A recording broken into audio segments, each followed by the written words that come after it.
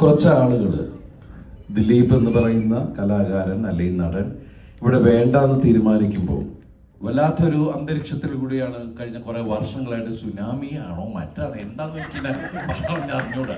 അങ്ങനെ ഒരു അവസ്ഥയിലൂടെയാണ് ഞാൻ പോയിക്കൊണ്ടിരിക്കുന്നത്. എല്ലാവർക്കും നമസ്കാരം. എല്ലാവരും സുഖമല്ലേ?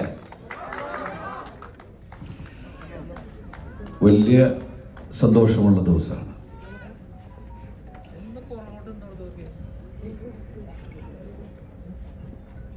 എവിടെ തുടങ്ങണമെന്ന് അറിയില്ല, അതുപോലെയാണ്. കാരണം വെച്ചാൽ ഷേണായ്സ് തിയേറ്ററിൽ ഇപ്പം ഈ ഷോയ്ക്ക് നിങ്ങളോടൊപ്പം ഷോ കാണാൻ വരുമ്പോൾ വന്ന് കയറുമ്പോൾ ഷാരിസ് പറഞ്ഞ പോലെ എൻ്റെ മനസ്സിൽ ആദ്യം ഓടിപ്പോയത് മീശമാധവൻ രണ്ടാമത്തെ ദിവസം തന്നെയാണ്. അതിനു മുമ്പും ഞാനിവിടെ വന്ന് ഒരുപാട് സിനിമകൾ ചെയ്തിട്ടുണ്ട്. പക്ഷേ മീശമാധവൻ എന്ന് പറഞ്ഞ സിനിമ റിലീസ് ചെയ്ത് അന്ന് വൈകുന്നേരം ഞാൻ രഹസ്യമായിട്ട് സൈഡിൽ കൂടി വന്ന് സിനിമ കാണാൻ വന്നതാണ്.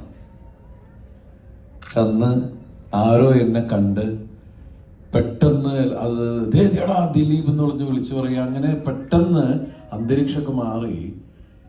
സത്യം പറഞ്ഞാൽ ആ സിനിമ കാണാൻ വന്ന ആളുകൾ മുഴുവൻ എന്നെ എടുത്തുകൊണ്ട് പോയുള്ളൊരു ദിവസം ഉണ്ടായിരുന്നു അന്ന് എൻ്റെ ജീവിതത്തിൽ. അതെനിക്ക് ഒരിക്കലും മറക്കാൻ പറ്റാത്ത ഒരു വലിയ ഒരു ദിവസമാണ്. അപ്പം അതുകൊണ്ട് ഷേണാസ് തിയേറ്റർ എന്ന് പറഞ്ഞിട്ടുണ്ടില്ലേ, അതിനു മുമ്പ് ഒരുപാട് സിനിമകൾ ഞാനിവിടെ കണ്ടിട്ടുണ്ട്. കവിത തിയേറ്ററിൽ, ഷേണായ്സിൽ ഒക്കെ, മഹാരാഷ്ട്രയിലൊക്കെ പഠിക്കുന്ന സമയത്ത് ഇവിടെ ഒരുപാട് സിനിമ കണ്ടിട്ടുണ്ട്. പക്ഷെ അന്നൊന്നും സത്യം പറഞ്ഞാൽ മലയാള സിനിമയിലൊരു ഹീറോ സ്ഥാനത്തേക്ക് വന്ന് എൻ്റെ സിനിമകൾ ഈ തിയേറ്ററുകളിലൊക്കെ ഓടുന്നൊന്നും അങ്ങനെ ആഗ്രഹം ഉണ്ടായിട്ടുണ്ടെങ്കിലും ഇതൊക്കെ നടക്കുമെന്ന് പോലും അറിയാൻ പറ്റാത്ത ദിവസങ്ങളുണ്ടായിട്ടുണ്ട്. കവിതാ തിയേറ്ററിൽ ടിക്കറ്റ് എടുക്കാൻ നിൽക്കുമ്പോൾ പോലീസുകാരെ നിന്ന് ഒരുപാട് അടി കിട്ടിയിട്ടുണ്ട്. അപ്പം അങ്ങനെയുള്ള ചരിത്രങ്ങളൊക്കെ ഉണ്ട്. പക്ഷെ ദൈവാനുഗ്രഹം കൊണ്ട്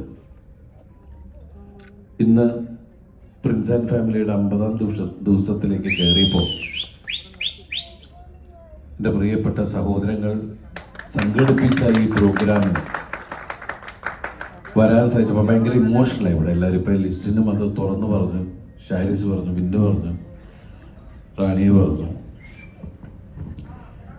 ശരിക്കും കുറച്ച് ആളുകൾ ദിലീപ് എന്ന് പറയുന്ന കലാകാരൻ അല്ലെങ്കിൽ നടൻ ഇവിടെ വേണ്ടാന്ന് തീരുമാനിക്കുമ്പോൾ അതല്ലാതെ 33 വർഷമായിട്ട് സിനിമയിൽ എന്നെ നിലനിർത്തുന്ന, അല്ലെങ്കിൽ എൻ്റെ സിനിമ കണ്ട് എന്നെ ഒരുപാട് സ്നേഹിക്കുകയും കൈയടിക്കുകയും ചെയ്ത എൻ്റെ പ്രിയപ്പെട്ട ആളുകൾ, അത് ദിലീപ് ഫാൻസ് മാത്രമല്ല. ദിലീപ് ഫാൻസിൻ്റെ സഹോദരങ്ങളെ കുറിച്ച് അതിൽ എനിക്ക് പറയാൻ വാക്കുകളില്ല. അത് വേറെ വിഷയം. കാരണം അത്രയേറെ എനിക്കൊരു പ്രശ്നങ്ങളുണ്ടായ സമയത്ത്, എല്ലാവരും വിട്ടുപോകേണ്ട സമയത്ത് എന്നോട് കൂടുതൽ എടുത്ത ആൾക്കാരാണ്. അത്രയേറെ അവർ മാനസികമായിട്ടും അപമാനിക്കപ്പെടുകയൊക്കെ ചെയ്ത എൻ്റെ സഹോദരങ്ങളാണ്. എന്നിട്ട് പോലും ഒരാൾ പോലും കുറയാതെ ആളുകൾ കൂടുകയാണ് ചെയ്യുന്നത്. അത് മാത്രമല്ല, ഏറ്റവും കൂടുതൽ മലയാള സിനിമയെ അല്ലെങ്കിൽ ഇന്ത്യൻ സിനിമയെ സ്നേഹിക്കുന്നത് കൂടുതലും സൈലന്റ് ഫാൻസ് ആണ്. ശരിക്കും പറഞ്ഞാൽ ഇപ്പൊ ഈ സിനിമ 50 ദിവസത്തിലേക്ക് എത്തിച്ച് ഇതിന് ഇത്രയും സപ്പോർട്ട് ചെയ്ത all Kerala Dileep fans association നിൽക്കുമ്പോഴും അവരോടൊപ്പം തന്നെ സിനിമയെ സ്നേഹിക്കും, എന്നെ സ്നേഹിക്കുകയും ചെയ്യുന്ന മറ്റു സൈലന്റ് ഫാൻസ് ഉണ്ട്. അവര് ശരിക്കും പറഞ്ഞാൽ ഇപ്പൊ റിയാസ് ഇവിടെ പറയണ്ടായി, ഞങ്ങൾ കൂലിപ്പണി ചെയ്തിട്ടുള്ള കാര്യങ്ങൾ സത്യസന്ധമാണ്. ഈ ഫാൻസ് അസോസിയേഷനിൽ കൂലിപ്പണി ചെയ്യുന്ന ആളുകൾ മുതൽ നല്ല ശമ്പളം വാങ്ങിക്കുന്ന ആളുകൾ വരെ ഉണ്ട്. പക്ഷെ അവരൊക്കെ അവരുടെ കയ്യിൽ നിന്ന്, അവർ അധ്വാനിക്കുന്നതിൽ ഒരു വിഹിതം എടുത്തിട്ടാണ് ശരിക്കും പറഞ്ഞാൽ അവര് ഇവിടുത്തെ ജീവകാരുണ്യ പ്രവർത്തനങ്ങൾ ചെയ്യുന്നത്. അതില് വളരെ അപൂർവമായിട്ടാണ് ഇപ്പോൾ. നേരത്തെ ആണെങ്കിൽ എൻ്റെ അച്ഛൻ്റെ പേരിലുള്ള ട്രസ്റ്റ് സപ്പോർട്ട് ചെയ്യുമായിരുന്നു.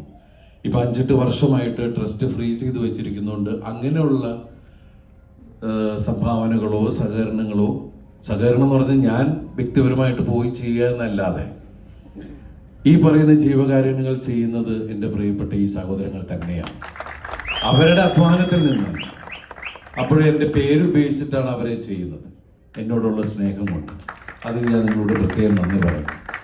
അതുപോലെ ഒരുപാട് വ്യത്യസ്തമായിട്ടുള്ള കഥാപാത്രങ്ങൾ ഞാൻ ചെയ്തപ്പോൾ നിങ്ങളെല്ലാവരും വന്ന് കൈയടിച്ചാണ് എന്നെ ഈ തിരശ്ശീലയിൽ കണ്ട്. നിങ്ങൾക്ക് എന്നെ അറിയാവുന്നത് ഈ തിരശ്ശീലയിൽ കൂടിയാണ്. അതിനു മുമ്പ്, വർഷങ്ങൾക്ക് മുമ്പ് നമ്മൾ തമ്മിൽ ഇങ്ങനെ നേരിട്ട് കണ്ടിട്ട് പോലുമില്ല. പക്ഷെ ഞാൻ ചെയ്ത കഥാപാത്രങ്ങൾ, ആ കഥാപാത്രങ്ങളെ എനിക്ക് വേണ്ടി ഉണ്ടാക്കിയ എൻ്റെ കഥാകൃത്തുക്കള്, എൻ്റെ സംവിധായകര്, എൻ്റെ നിർമ്മാതാക്കള്, ഇവരോടൊക്കെ ഈ 150ാമത്തെ ചിത്രം വരെ എത്തിച്ചതിന്, എന്നെ ഇപ്പോഴും ഇവിടെ നിലനിർത്തുന്നതിന് പ്രത്യേകം നന്ദി പറയുന്നു. അതുപോലെ തന്നെ ഈ നിറഞ്ഞ സദസ്സിൽ ഇരുന്ന് നിങ്ങളോടൊപ്പം സിനിമ കാണാൻ സാധിച്ചതിൽ സർവശക്തനായ ദൈവത്തിനോടും ഞാൻ എൻ്റെ നന്ദി പറയുകയാണ്. കാരണം എന്താണ് പറയേണ്ടതെന്ന് എനിക്ക് അറിഞ്ഞോളൂ. അത്രയേറെ കടപ്പാടാണ് എനിക്ക് ജീവിതത്തിൽ എൻ്റെ പ്രിയപ്പെട്ട പ്രേക്ഷകരോട്. ഇവിടെ വരാത്ത ആളുകൾ ഒരുപാട് പേര് ചിലപ്പോൾ ഇത് കാണുന്നുണ്ടാവും. അവരോടെല്ലാം ഞാൻ അത്രയും നേരിട്ട് പറയുന്നത്, നിങ്ങളുടെ പ്രാർത്ഥന, നിങ്ങളുടെ സ്നേഹം, നിങ്ങളുടെ പ്രാർത്ഥനയാണ് ഞാനിപ്പോൾ ഇവിടെ നിൽക്കുന്നത്. എനിക്ക് ഈ 150ാമത്തെ സിനിമ ചെയ്യുമ്പോൾ ആ സിനിമ വിജയിക്കൂ ഇല്ലെന്നൊന്നും എനിക്കറിയില്ല. പക്ഷെ ആ സിനിമ വിജയിപ്പിക്കണം, ഈ സിനിമ വിജയിച്ചേ പറ്റുള്ളൂ, ഈ സിനിമ എത്തിക്കേണ്ട സ്ഥലത്ത് ഞാൻ എത്തിക്കുമെന്ന് ഉറച്ച് തീരുമാനമെടുത്ത് ഞാൻ അത്ഭുതപ്പെട്ടു പോയിട്ടുണ്ട്. കാരണം ഞാൻ ആദ്യമായിട്ടാണ് ലിസ്റ്റിൻ്റെ ഒരു സിനിമ ചെയ്യുന്നത്. പക്ഷെ എൻ്റെ സിനിമ കണ്ട് ദിലീപ് എന്ന കലാകാരനോടുള്ള ഇഷ്ടം കാണിച്ച കുറെ ആൾക്കാരാണ് ഈ ഇരിക്കുന്നത്. ലിസ്റ്റിനാണെങ്കിലും, ബിന്ദു ആണെങ്കിലും, ഷാരിസ് ആണെങ്കിലും അവരവരുടെ മനസ്സിൽ നിന്നാണ് സംസാരിക്കുന്നത്. ഇവർക്ക് എന്നെ വെച്ച് എന്താ പറയുന്നത്, അത് എന്നെ വെച്ച് എനിക്ക് ഒരു കച്ചവടം ഇല്ലാതിരിക്കുന്ന സമയത്ത് ഞാൻ ലിസ്റ്റിൽ വന്ന് സിനിമ ചെയ്യുന്ന സമയത്ത് ഞാൻ ചോദിച്ചു, നിങ്ങൾ ആലോചിച്ചിട്ടാണോ സിനിമ ചെയ്യുന്നത്? എനിക്കിപ്പോ എന്നെ വെച്ച് സിനിമ ചെയ്യേണ്ട വല്ല കാര്യമുണ്ടോ? കാരണം ഇവിടെ ഇപ്പൊ എല്ലാവരെയും വെച്ച് സിനിമ ചെയ്യുന്ന ആളാണ് ലിസ്റ്റ്. കാരണം ഞാൻ ഓരോ പ്രശ്നങ്ങൾ ഫേസ് ചെയ്ത് ഫൈറ്റ് എടുത്ത് ഇങ്ങനെ ഓരോ വിഷയത്തിൽ ഇങ്ങനെ പോയിക്കൊണ്ട് നിങ്ങൾക്ക് എല്ലാവർക്കും അറിയാം. അതിൻ്റെ ഇടയിൽ പോയിക്കൊണ്ടിരിക്കുമ്പോൾ കോടിക്കണക്കിന് രൂപ ഇൻവെസ്റ്റ് ചെയ്ത് എന്നെ ഈ നടൻ ഇവിടെ തന്നെ വേണം എന്ന് തീരുമാനിക്കുന്ന എൻ്റെ പ്രിയപ്പെട്ട സഹോദരങ്ങളോട് എല്ലാവരോടും എനിക്ക് തീരാത്ത നന്ദിയുണ്ട്.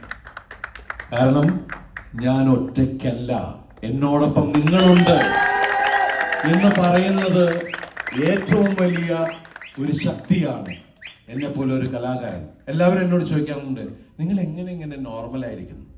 ഞാൻ നോർമലായിരിക്കണം നിങ്ങളുടെ സ്നേഹം കൊണ്ടാണ്, നിങ്ങളുടെ കൈയടി കൊണ്ടാണ്. കാരണം ഞാനൊരു എന്താ പറയണത്, ഒരു വല്ലാത്തൊരു അന്തരീക്ഷത്തിൽ കൂടിയാണ് കഴിഞ്ഞ കുറെ വർഷങ്ങളായിട്ട്. സുനാമിയാണോ മറ്റാണോ എന്താണെന്ന് എനിക്ക് അറിഞ്ഞൂടാ. അങ്ങനൊരു അവസ്ഥയിലൂടെയാണ് ഞാൻ പോയിക്കൊണ്ടിരിക്കുന്നത്. ആ സമയത്ത് ഇതുപോലെ എന്നെ സ്നേഹിക്കുന്ന നിങ്ങളുള്ളപ്പോ ഒരുപാട് സന്തോഷം. ഞാൻ കൂടുതൽ പറഞ്ഞു കഴിഞ്ഞാൽ ഈ പടത്തിന്റെ എൻഡിൽ പറഞ്ഞ പോലെ ചിലപ്പോൾ ഞാൻ കുഴപ്പത്തിലേക്ക് വലിയ സന്തോഷം. നമ്മൾ മലയാള സിനിമയിൽ റാണിയ നമുക്ക് കിട്ടിയ, എൻ്റെ കൂടെ ഒരുപാട് നായികമാർ വന്നിട്ടുണ്ട്. നിങ്ങൾ കണ്ടിട്ടുള്ളതാണ്. അവരൊക്കെ പല ഭാഷകളിൽ പോയി, എല്ലാ തരത്തിലും അവരൊക്കെ എത്തേണ്ട സ്ഥലത്ത് എത്തി. അതിൽ കൂടുതലും യാത്ര ചെയ്തുകൊണ്ടിരിക്കുന്ന ആൾക്കാരാണ്. അതുപോലെ തന്നെ റാണിയ കരുണാമാരുടെ ആദ്യത്തെ സിനിമയാണ്. ഈ സിനിമയിൽ പല സീക്വൻസ് നിങ്ങൾ എടുത്തു നോക്കിയാൽ കാണാം ഒരു പെർഫെക്റ്റ് ആക്ടറുടെ. കാരണം എത്രയോ വർഷമായിട്ട് സിനിമകൾ ചെയ്ത് അത്രയും ഗംഭീരമായിട്ട് പെർഫോം ചെയ്ത സീക്വൻസിൽ ഞാൻ വേണമെങ്കിൽ പറഞ്ഞുതരാം. ശരിക്കും പറഞ്ഞാൽ ആദ്യം നമ്മുടെ കല്യാണത്തിന് വരുമ്പോഴുള്ള എന്തൊരു എനർജിയാണല്ലേ.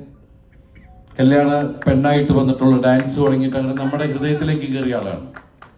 അതുപോലെ തന്നെ ന്യൂസ് മേക്കർ എന്നുള്ള സ്ഥലത്തുള്ള സംസാരം, അവിടേക്കാണ് നമ്മളൊരു ആർട്ടിസ്റ്റിനെ നമ്മൾ എടുത്ത് പറയേണ്ടത്. ഇരുത്തി കൊണ്ട് പറയുന്നതല്ല. ചിലപ്പോൾ നാളെ റാണിയ ഒരു പടമുണ്ട്, ആരാ നമുക്ക് അറിഞ്ഞൂടാ അല്ലേ ലിസ്റ്റ് ബൈ ഒന്നും പറയാൻ പറ്റില്ല. അയ്യോ ലിസ്റ്റ് ബൈ അത് ആ സിനിമയ്ക്ക് ഓക്കെ, പക്ഷെ ഇതിന്റെ ശമ്പളം അല്ലേ? ഒന്നും പറയാൻ പറ്റില്ല, സിനിമയാണ്. അപ്പൊ എന്തായാലും ഓൾ ദി ബെസ്റ്റ്. അതിൽ ഷാരീസ് ഹൃദയം കൊണ്ട് സംസാരിക്കുന്ന ഒരാളാണ്. ഷാരീസ് പറയുന്ന എടുത്തു വെച്ച് ഷാരീസിനെ ശത്രുവായിട്ടൊന്നും കാണണ്ട. അതിൽ ഒരു സ്ഥലത്തേക്കുള്ള ദേഷ്യവുമല്ല. ഷാരീസ് ഇമോഷണലാണ്. ഷാരീസ് കൂടുതൽ അത് ജെനുവിനായ ഒരാളുടെ പ്രകൃതമാണ് ഞാൻ പഠിച്ചിരിക്കുന്നത്. ഷാരീസ് വാക്കുകൾ ഉപയോഗിക്കുന്നത്, കാരണം ഷാരീസ് ഒരു പ്രൊഫസറാണ് അല്ലേ? കാണാൻ ലുക്കില്ലെന്നുള്ളൂ, പ്രൊഫസറാണ്, വിവരവും വിദ്യാഭ്യാസമൊക്കെ ഉള്ള ആളാണ്. അപ്പോ അതിനെ ഒരാളോടുള്ള ശത്രുതയായിട്ടൊന്നും കാണണ്ട. പിന്നെ ആർക്കും എന്തും പറയാനുള്ള അഭിപ്രായ സ്വാതന്ത്ര്യവും കാര്യങ്ങളെല്ലാം ഉണ്ട്.